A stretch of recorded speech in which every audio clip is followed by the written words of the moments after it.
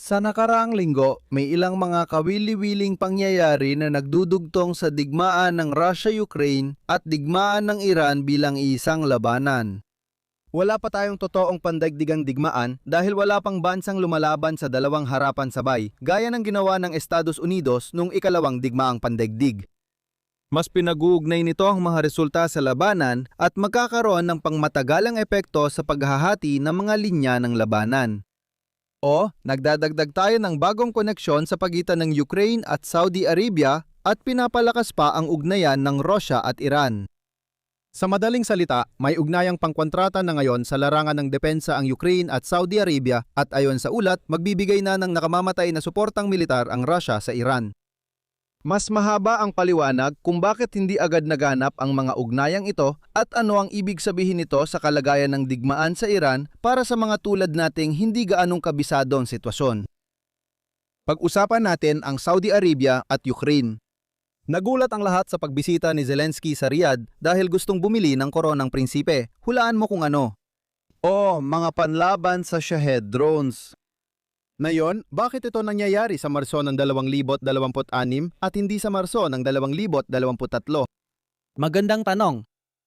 Ang usapan tungkol sa kakulangan ng depensa laban sa drone sa digmaan ng Iran ay madalas nakasentro sa papel ng Estados Unidos. Napag-usapan na natin dati ang teoryang barilin ang mamamana, hindi ang palaso, kaya hindi ko na ito uulitin ngayon, lalo na't malinaw na ang ibig sabihin ng pangalan nito. Hindi pa natin napag-uusapan kung bakit hindi na lang ginawa ng mga bansang Arabo ito mismo. Maaaring sabihin ng iba na dahil Estados Unidos ang nagpasimula ng bigmaan, sila rin dapat ang magresolba ng problema. Gayunpaman, taliwas iyon sa parehong pampulitika at praktikal na realidad ng sitwasyon nito. Sa usaping pampulitika, gamitin natin ang Saudi Arabia bilang halimbawa. Ang Riyadh ang nataguyod na magsimula ang digmaan at kasalukuyan ding nagtutulak na ito ay magpatuloy. Iyon ay parang ang Saudi Arabia ay dapat managot sa sigalot na ito. Hindi ako naninira rito dahil sang-ayon din ang pamahalaan ng Saudi Arabia. Kung mahirap ang koordinasyon ng opensibang operasyon, natural na hilingin na sagutin ng mga bansang iyon ang sarili nilang depensa. Napatunayan ng Ukraine na ang maraming antas na depensa ang epektibong paraan para pabagsakin ang Shahed mula sa lupa. Kailangan ng mga unit na pangharang sa buong bansa para mabawasan ang mga Shahed habang dumarating ang mga ito. Ito ay isang bagay na tanging ang mismong bansa lang ang makakagawa. Mahirap para sa Estados Unidos na agad pumasok at gawin yon. Kailangan nito ng napakaraming sundalo na kailangang manatili sa mga lugar na yon ng walang takdang panahon. Sa usaping gastos, ang Saudi Arabia ang dapat sumagot sa depensang ito. Kaya pala isipan pa rin ito. Bakit hindi binili at inilagay ng Saudi Arabia ang mga depensang yun noon pa? Hindi bago ang banta ng Shahed. Mahigit isang taon na mula nang gumawa ang Ukraine ng napatunayang epektibo at murang panlaban. Hindi gustong Saudi Arabia ang Iran, gumagawa ang Iran ng Shahed para sa Russia at ginagamit ito ng Russia laban sa Ukraine. Natural lang na magtulungan at magkakoneksyon ang Saudi Arabia at Ukraine. Bukod dito, mukhang perpekto ang pinansyal na kalagayan para sa ganitong relasyon. Maraming presidente ng US ang nagreklamo noon sa mababang gastos ng Europa sa depensa. Wala akong matandaang US president na nagreklamo sa gastos ng Saudi sa depensa. Totoo, malaki talaga ang budget ng Saudi Arabia sa depensa. Pangpito ito sa mundo sa kabuang gasto sa depensa na gumagamit ng 7.4% ng GDP taon-taon para sa militar. Mga 50% mas malaki ito kaysa sa itinakda ng Hague Pledge para sa mga bansang kasapi ng NATO. Sa huli, pang-apat ang Saudi Arabia sa buong mundo pagdating sa paggasta bilang porsyento ng GDP, kasunod ng Ukraine na may 31%, Israel na may 8.8% at Algeria na may 8.0%. Mas mataas ito ng bahagya kaysa Russia, na kasalukuyang sangkot sa pinakamalaking digmaan sa lupa sa Europa mula ikalawang digmaang pandaigdig. Pag-isipan mo muna yan sandali. Tandaan na maaring nagsisinungaling ang Russia sa kanilang gastos. Sa totoo lang, kailangan ng Ukraine ang pamumuhunan. Natural lang sa Riyadh magbukas ng line of credit sa Ukraine para subukan ng mga interceptor at pagkatapos ay gawin ng mga ito para sa Saudi Arabia. At kahit naabala ang mga pabrika ng Ukraine sa paggawa ng mga interceptor para sa sariling gamit na hindi naman iniisip ng Ukraine na ganoon ang sitwasyon, wala namang pumipigil sa isang kasunduan sa lisensya para magtayo ng mga pabrika sa Saudi Arabia. Gayunpaman sa kabila ng lahat, walang kasunduan hanggang Marso 2026. Sinusubukan ng Saudi Arabia, Israel at iba pa na mapagsabay ang dalawang panig.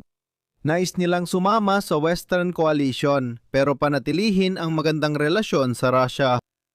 Ang pag-invest sa depensa ng Ukraine ay puputol sa ugnayan. Dahil dito, hindi nakakatanggap ang Saudi Arabia ng paglilipat ng teknolohiya mula Ukraine tulad ng natatanggap ng NATO. Kaya naman napunta sila sa alanganing posisyon noong ika-28 ng Pebrero. Sa puntong ito, wala nang kailangang balansihin. Totoo ang digmaan. Ang mga Shahed attack ay hindi lang haka-haka. Kung pinakamagandang solusyon ang hanap ng Saudi Arabia, dapat katuwang nila ang Ukraina. Ito ang magpapanatili sa Saudi Arabia sa mas malaking ekosistema ng depensa kahit matapos ang Iran War. Tiyak na magpapatuloy ang digmaan ng Russia at Ukraina kahit matapos ang labanan sa gitnang silangan. Gugustuhin ng Saudi Arabia na maghanda ng panangga, halimbawa, 9 na buwan mula ngayon kapag maaring bumalik ang kaguluhan. Habang nangyayari ito, masayang tatanggapin ng Ukraine ang anumang pamumuhunan na makukuha nito para sa kanilang sektor ng depensa na maaring nagpapahiwatig ng magiging papel nila kasama ng mga bansa sa NATO kapag natapos na ang digmaan.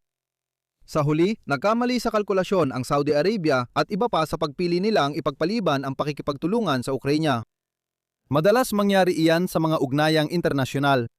Ngayon ay napagtatanto na nila ang kanilang pagkakamali at binabago na ang kanilang direksyon ayon dito. Kung di malinaw kung tama ang desisyon ng Saudi Arabia na baguhin ang estratehiya, tingnan mo lang ang sabay-sabay na balita. Ang ikalawang paksa natin ay ang direktang nakamamatay na tulong militar ng Russia sa Iran. Kahit hindi ka magulat sa kaganapang ito, may mga detalyeng nagbibigay ng kawili-wiling impormasyon. Sa pangkalahatan, dalawang epekto ang dulot ng tulong militar. Ang epekto nito ay mapabuti ang kinalabasan sa larangan ng bigmaan para sa tumatanggap. Ang di ganong halatang epekto ay pagbabago sa kakayahan at insentibo ng mga panig na tapusin ang labanan sa pamamagitan ng tagumpay sa militar o kasunduan. Kung nais nating maintindihan ang mga desisyon ng Rusya, dapat muna nating alamin ang mga layunin ng Kremlin. Sa digmaan, ang Western Coalition ay may iisang layunin sa pulisya habang ang Counter Coalition ay magkapareho ang paraan pero iba-iba ang layunin.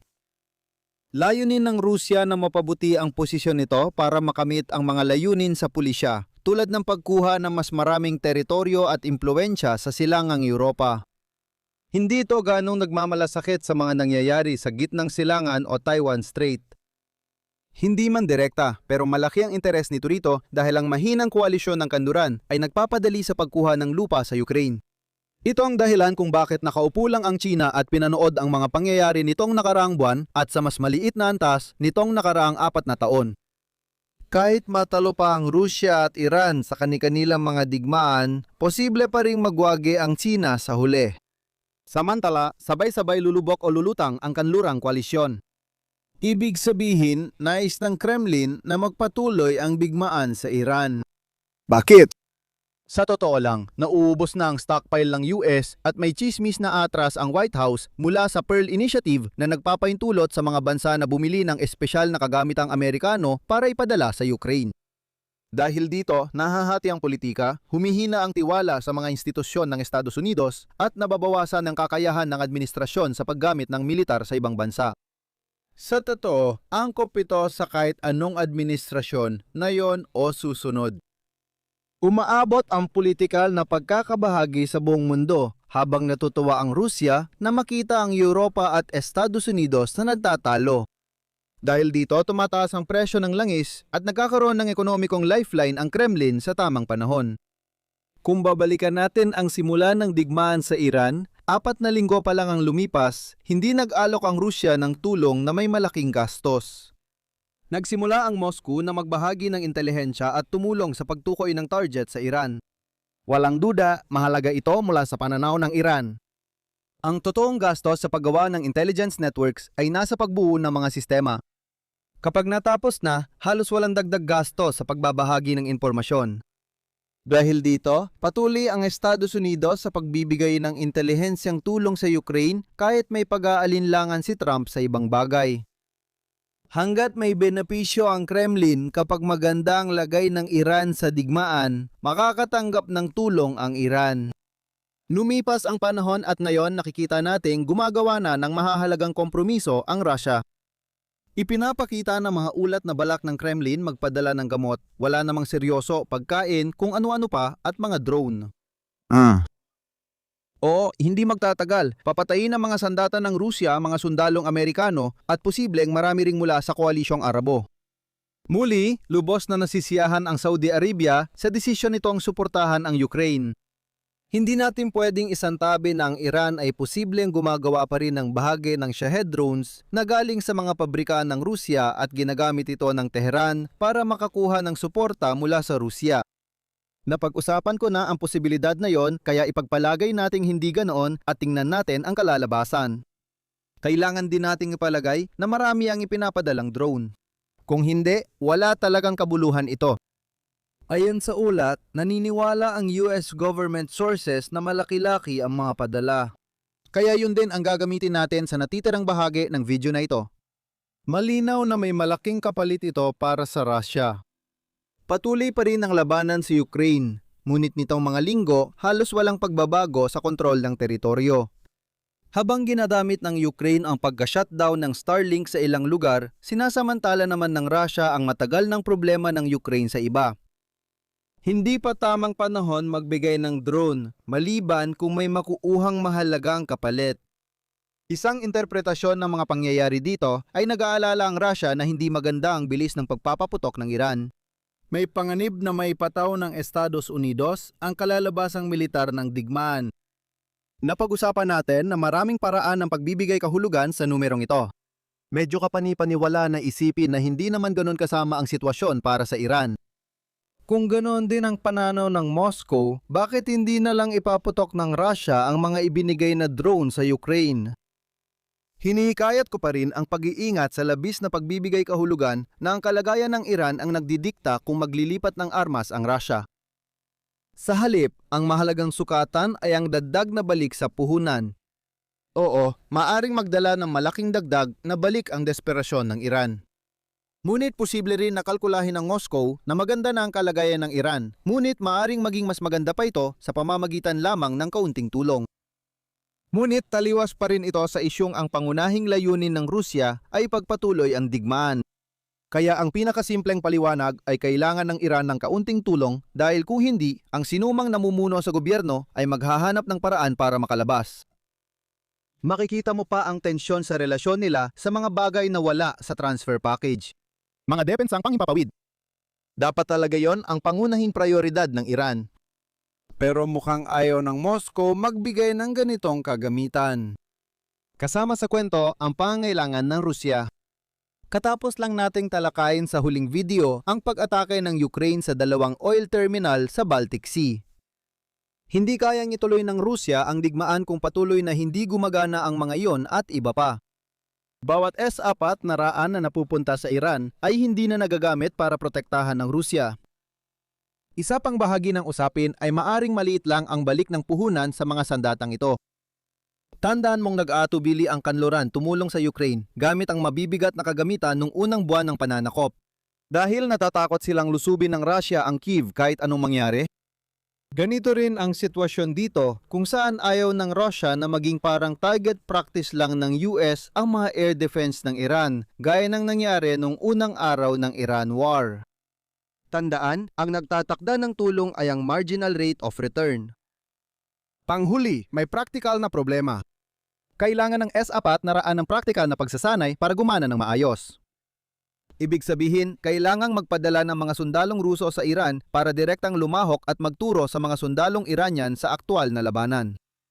Sa ganitong paraan, magkakaroon ng mga sitwasyon kung saan maaring makapatay ang mga sundalong Ruso ng mga pilotong Amerikano. O pwedeng patayin ng mga Amerikanong piloto ang mga sundalong Ruso habang tinatarget ang air defense. Ang unang kaso ay may panganib ng paglala at madalas lumalabag sa prinsipyo ng pagiging ikatlong partido sa digmaan. Tandaan, sinusubukan nating iwasan ang isang sitwasyong magmumukhang totoong digmaang pandaigdig. Ang huling kaso ay pag-aaksaya sa buhay ng isang sundalong Ruso. Hindi ko ibig sabihin na pinapahalagahan ng Kremlin ang mga buhay na yon, kundi mas gusto nitong gamitin ang mga yaman para sa prioridad ng Donbas. Ano ang mga pangunahing aral natin na yon? Mas tumitibay ang relasyon ng Saudi Arabia sa Western Coalition dahil sa pagbili nila ng sistemang Ukrainian. Isang pangungusap na baka nawalan ako ng lahat ng kredibilidad kung sinabi ko ito 5 taon na ang nakaraan. Nagbibigay ang Rusya ng tulong militar na pangkombat sa Iran. Hindi ito magandang senyales para sa militar ng Iran ayon sa pananaw ng mga Iranian. Pero walang sinuman sa kanluran ang dapat mag-isip na ibig sabihin nito ay malapit nang matapos ang laro. Malapit nang matapos ang video na ito. Araw 29 na sunod-sunod ay tapos na ngayon. Pakiusap, bigyan mo ako ng 23 oras at 45 minutong pahinga habang pinapanood mo isa sa mga alternatibong video na ito.